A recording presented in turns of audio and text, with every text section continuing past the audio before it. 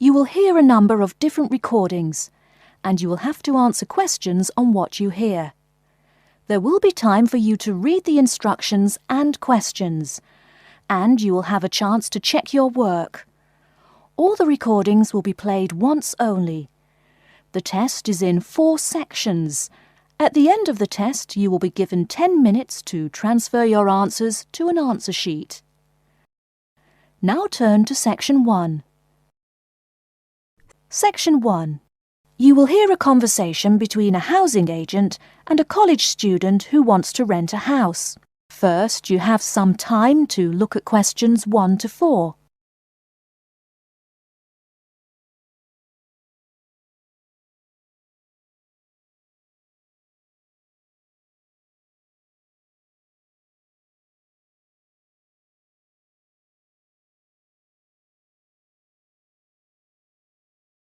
You will see that there is an example which has been done for you. On this occasion only, the conversation relating to this will be played first. Good afternoon and welcome to Habitat Hunters. You must be Joseph. Yes, that's right. You said on the phone that I could come by at 2 o'clock. Sorry, I'm a little early. No problem at all. In Calgary's market, you have to move fast if you want a good apartment. Actually, I'd settle for almost anything. I've been here 10 days and the hotel is ruining me. My father has me on a strict budget. Sit right down here now, sir. Let's talk a little about the places before we go have a look. Now, we have 4 apartments available. Okay. Could you tell me more about those 4 apartments? Sure. The first one is on Beatle Road, just a block off campus. It's a 3-bedroom with a bathroom and a living room and a great Italian restaurant right next to it. The agent says that the first apartment is a 3-bedroom apartment with a great Italian restaurant right next to it. So, restaurant has been written in the space. Now we shall begin.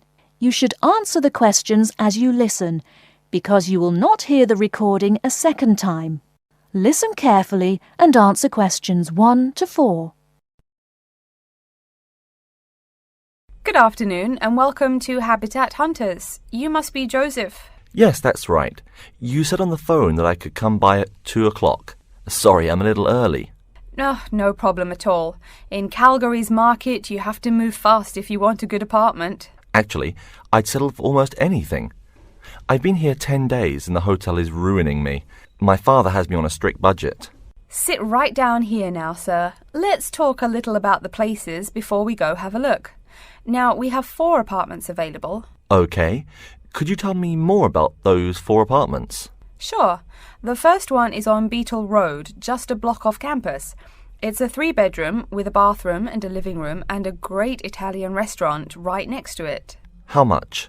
Well, it's $435 a month, including internet and utilities. Okay, that sounds reasonable. Any drawbacks to the house? There's a really big garden, but it hasn't been taken care of over the years and is just too big to clean up nicely. That sounds okay. Tell me about the next option. The other 3-bedroom apartment is on Oakington Avenue on campus. It is right near the building where you have classes, and the kitchen and living room are newly furnished. Wow, that sounds like a pretty good option. Well, it is a cool apartment, but since it's a dormitory, the living room, bathroom, kitchen and washing machine are all shared. It would be nice not to have to buy living room furniture, though. And how much is this one? $400 per month for a bedroom with an air conditioner. For a bedroom without an air conditioner, you would pay less, $340 for it. Yikes! Even with the air conditioner, it sounds really inconvenient to have to share facilities. I'll never cook if I have to walk down the hall to use the kitchen. Yeah, that's true. Before you hear the rest of the conversation, you have some time to look at questions 5 to 10.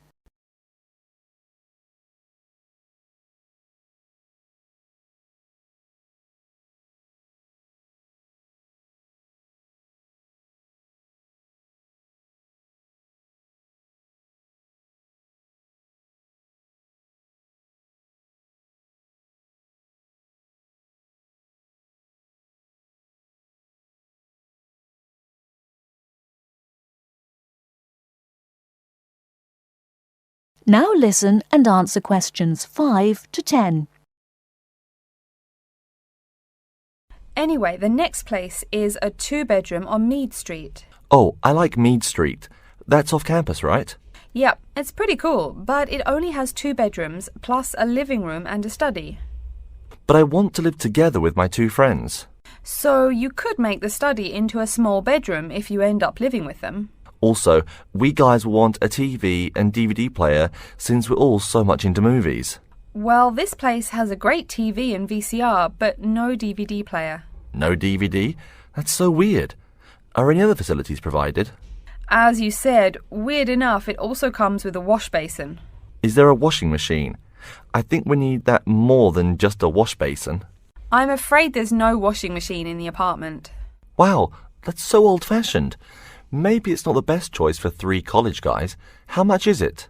Well, it's $600 per month, but of course it would be cheaper if you made it into 3 bedrooms instead of 2. Where is the apartment located? It's 2500 Mead Street, where there are a lot of bars. It would be affordable, but it would get pretty noisy. And that sounds really expensive for an old place in a noisy area. How about the last place? This one's on campus in the Devon Close complex. It's a 1-bedroom, so it will be a little quieter than the Mead Street place. 1 bedroom, huh? That could be good for focusing on my studies. What else does it have? It comes with a living room and a study, and includes a really nice lamp in the study that has a bunch of different settings. You know what else is cool? There's a dining hall downstairs, so all evening meals are free. You can purchase breakfast and lunch, but meals after 6 p.m. are free. Wow, this place sounds too good to be true. Is it really expensive? It's all right, $500 per month, but there's no bathroom. What? No bathroom? Well, there's no bathroom in the apartment, but there's one at the end of the hall. Thanks. I think now I just have to decide whether I want to live alone or not. Yeah, which one do you prefer? I think I'd choose either this apartment or the one on Beatle Road. Okay, you'd better think about it, and then you can contact me ASAP. Fine. Thanks for your help. You're welcome. That is the end of Section 1. You now have half a minute to check your answers.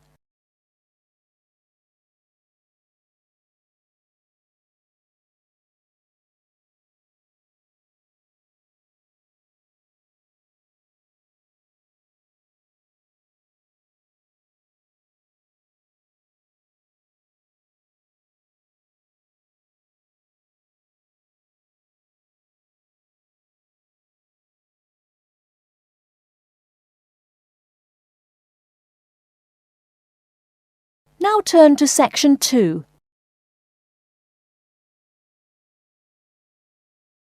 Section 2. You'll hear a talk about the waste collection in Baltimore. First, you have some time to look at questions 11 to 15.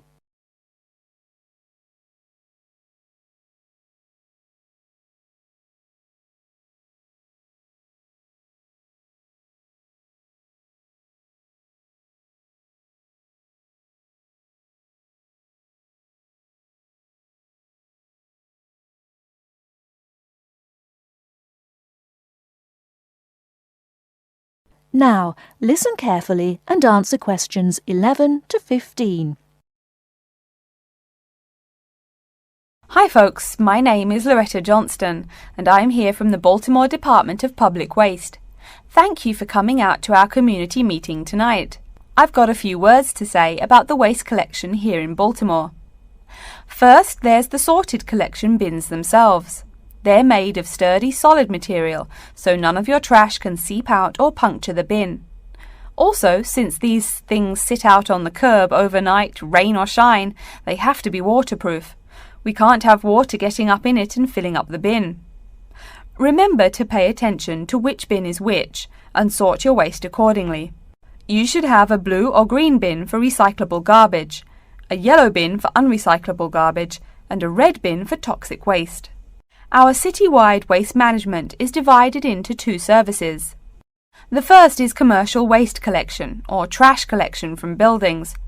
The majority of building waste is paper, which goes in the blue or green bins. You'll notice in your office buildings there are signs that warn you not to overfill these bins. All that paper adds up, and an overflowing bin is infinitely harder for collectors to carry to the truck and empty. Aside from paper, another large source of building waste is metals. Metals such as tin and aluminium can be put in the yellow recycle bins, but metals like lead and copper should be disposed of in the red bins. These heavy metals are harmful to the environment and exacerbate our city's existing pollution problem. That's about all the information you need for building waste. Moving on to the second service, household waste collection is probably what you primarily think of when you think of what we do here. Many of the same guidelines apply, the sorting is the same, etc. Please remember to keep garbage like kitchen waste in a plastic bag. It makes collection easier and lessens the abominable rotten trash smell. Before you hear the rest of the talk, you have some time to look at questions 16 to 20.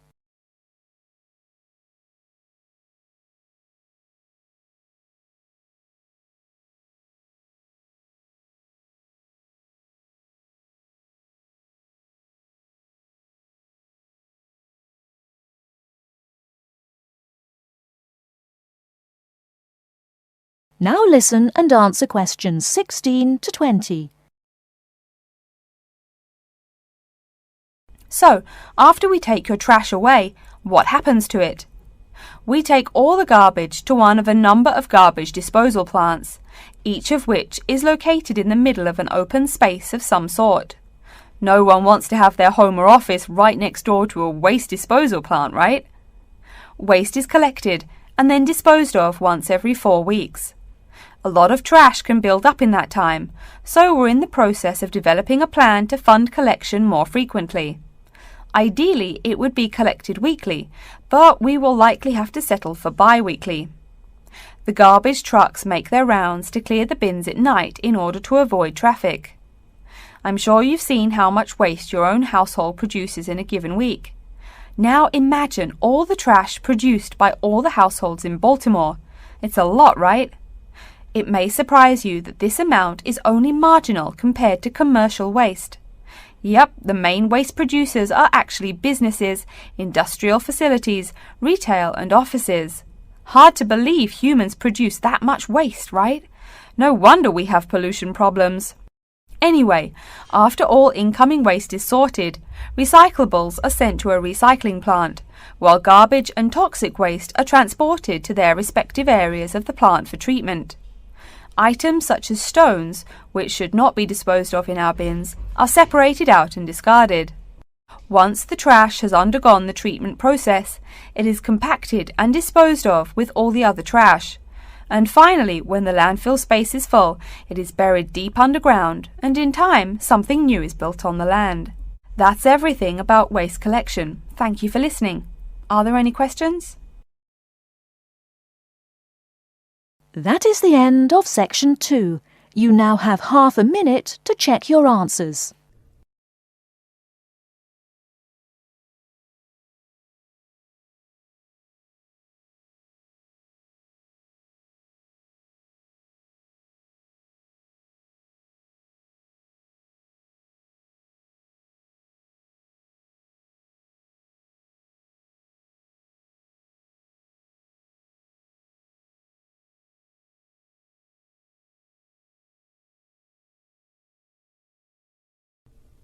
Now turn to section 3.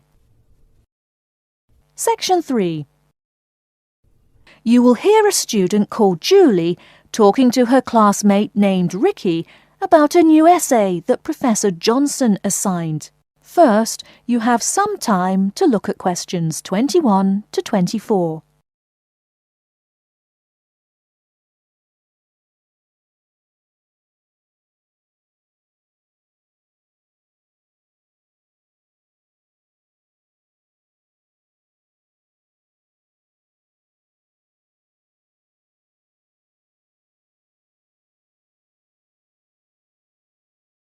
Now, listen carefully and answer questions 21 to 24. Hi, Julie, it's Ricky. Hi Ricky, how are you? I noticed you weren't in psychology today. I'm feeling sick, so I didn't go to school today. Would you mind telling me what I missed in class? Sure thing. I'm sorry you're not feeling well. Anyway, we spent most of the class talking about a new essay that Professor Johnson assigned. You need to choose one of the bold headings from the note system and research it. Wow, I picked the wrong day to miss class, huh? You sure did. Could you tell me the specific requirements of this paper? Sure. You need to find scientific research that supports your claim as one of your references. It can be from some of the case studies we discussed in class, or you can find your own. Or even better, you can conduct your own research. I'm sure that would get you an A. Have you decided what you're going to do yet? Also, where are you getting your references? Yeah, I'm going to research facial recognition by infants. I've already found a few experiments in scientific journals. That would probably be a good start for you. There are tons of journals in the library. Great idea, thanks. I'm considering writing my essay on the effects of one of the psychotropic drugs we talked about in class. I'm sure there is lots of stuff about it on the internet. Are we allowed to use information from the internet? Sure, you can use that as long as it's not your main source for information. You'll probably want to cite some of the experiments we went over. Good idea, thanks. I'm going to try to find some information from a bunch of different sources. Before you hear the rest of the talk, you have some time to look at questions 25 to 30.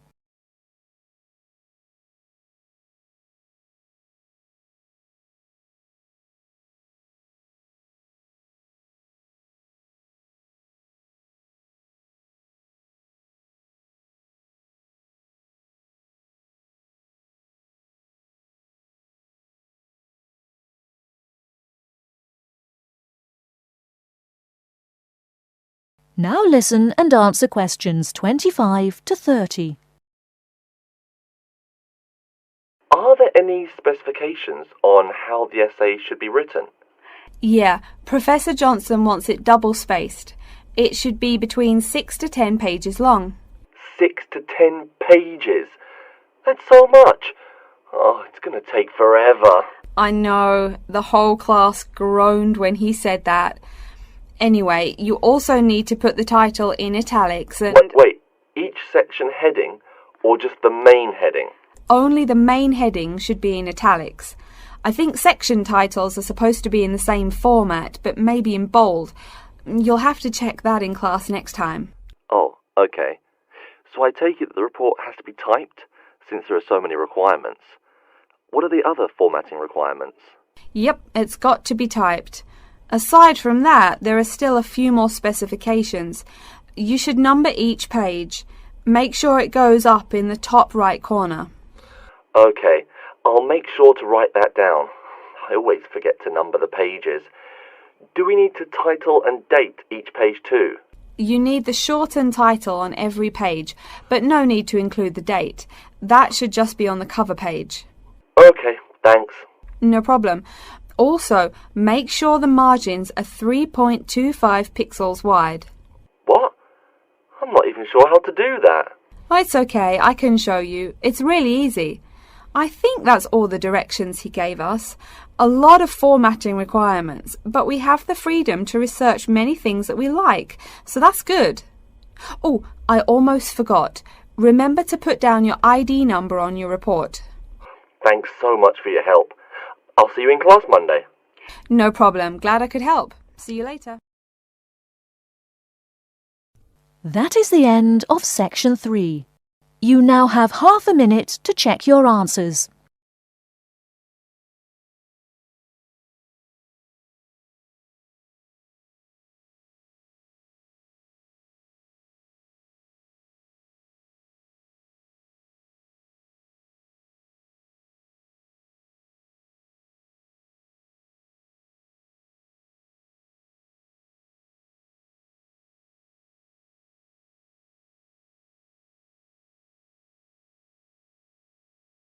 Now turn to section 4.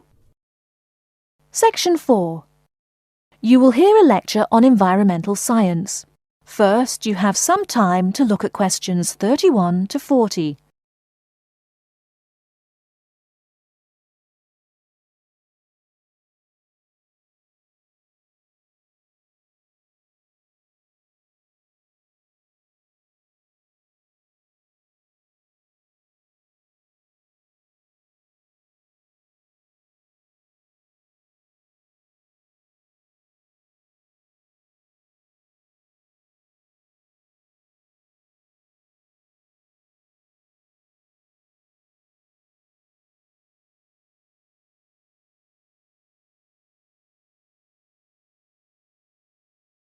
Now listen carefully and answer questions 31 to 40.